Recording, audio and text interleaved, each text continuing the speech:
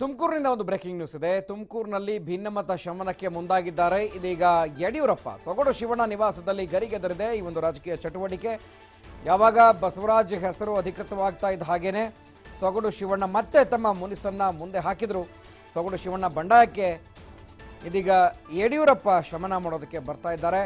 ಕೆಲ ಹೊತ್ತಿನಲ್ಲೇ ಸೊಗಡು ಶಿವಣ್ಣ ನಿವಾಸಕ್ಕೆ ರಾಜ್ಯ ಬಿಜೆಪಿ ಅಧ್ಯಕ್ಷ ಯಡಿಯೂರಪ್ಪ ಭೇಟಿಯನ್ನು ಕೊಡ್ತಾ ಇದ್ದಾರೆ. ತುಮಕೂರಿನ ಊರುಕೆರೆ ಚೆಕ್ ಪೋಸ್ಟ್ ಬಳಿ ಇರುವಂತಹ ಸೊಗಡು ಶಿವಣ್ಣ ನಿವಾಸ ಅದು. ಸೊ ಅಲ್ಲಿಗೆ ಭೇಟಿ ಕೊಡ್ತಾ ಇದ್ದಾರೆ.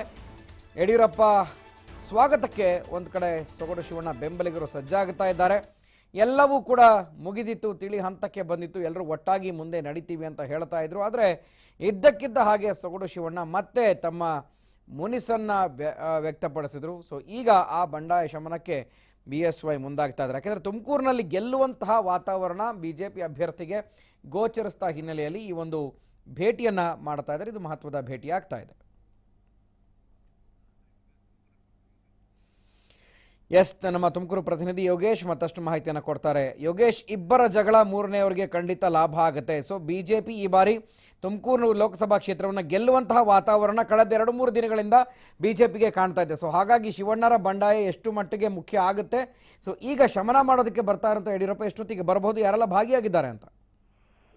ಗುರುಪ್ರಸಾದ್, ಏನಂದ್ರೆ ಈಗ ತುಮಕೂರಿನಲ್ಲಿ ಕೆಲವು ವರ್ಷಗಳಿಂದ ಯಡಿಯೂರಪ್ಪ ಸೊಗಡು ಶಿವಣ್ಣ ಅವರು ಮತ್ತೆ ಚುನಾವಣೆ ಸಂದರ್ಭದಲ್ಲಿ ಈಗ ಎರಡು ಕಾಣಿಸ್ಕೊಂಡಿದ್ರು ಕೆಲವು ವೇದಿಕೆಗಳು. ಆ ನಂತರ ಟಿಕೆಟ್ ನಾನೇ ಅಭ್ಯರ್ಥಿ ಅಂತ ಕಡೆ ಟಿಕೆಟ್ GS ಬಸವರಾಜ್ ಮತ್ತೆ ಅವರಿಗೆ ಸಿಕ್ಕಿದ್ರಿಂದ ಅವರು ಮತ್ತಷ್ಟು ಬೇಸರಗೊಂಡು ಯಾವುದೇ ಪಕ್ಷದ ಕಾರ್ಯಕ್ರಮಗಳಲ್ಲಿ ಕಾಣಿಸ್ಕೊಡ್ತಿರಲಿಲ್ಲ.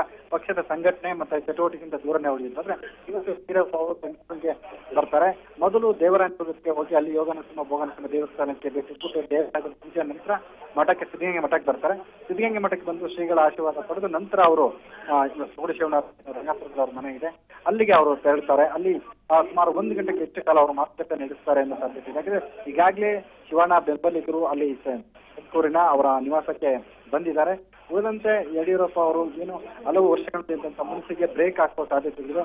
ಈ ಬಾರಿ ಆ ತುಮಕೂರಿನಲ್ಲಿ ಏನು ರಾಷ್ಟ್ರ ಮಟ್ಟದಲ್ಲಿ ತುಮಕೂರಿನಲ್ಲಿ ದೇವೇಗೌಡರು JDS ಮೈತ್ರಿ ಪಕ್ಷದಿಂದ ಅಭ್ಯರ್ಥಿ ಆಗಿದ್ದಾರೆ. ಹಾಗಾಗಿ ಯೋಗೇಶ್, ಅಲ್ಲ ಈಗ ಕಳೆದ 3-4 ದಿನಗಳ ಹಿಂದೆ ಎಲ್ಲವೂ ಸರಿಹೋಯ್ತು. ಜಿಲ್ಲಾ BJPಯಲ್ಲಿ ಎಲ್ಲರೂ ಕೂಡ ಒಗ್ಗಟ್ಟಾಗಿದ್ದೀವಿ, ಯಾರಿಗೆ ಟಿಕೆಟ್ ಕೊಟ್ಟರು ಯಾವುದೇ ಅಸಮಾಧಾನ ಇಲ್ಲ, ಎಲ್ಲ ಸರಿಯಾಗಿತ್ತು. ಆದರೆ ಇದಕ್ಕಿದ್ದಾಗ ಏನಾಯ್ತು ಶಿವಣ್ಣಗೆ ಅಂತ?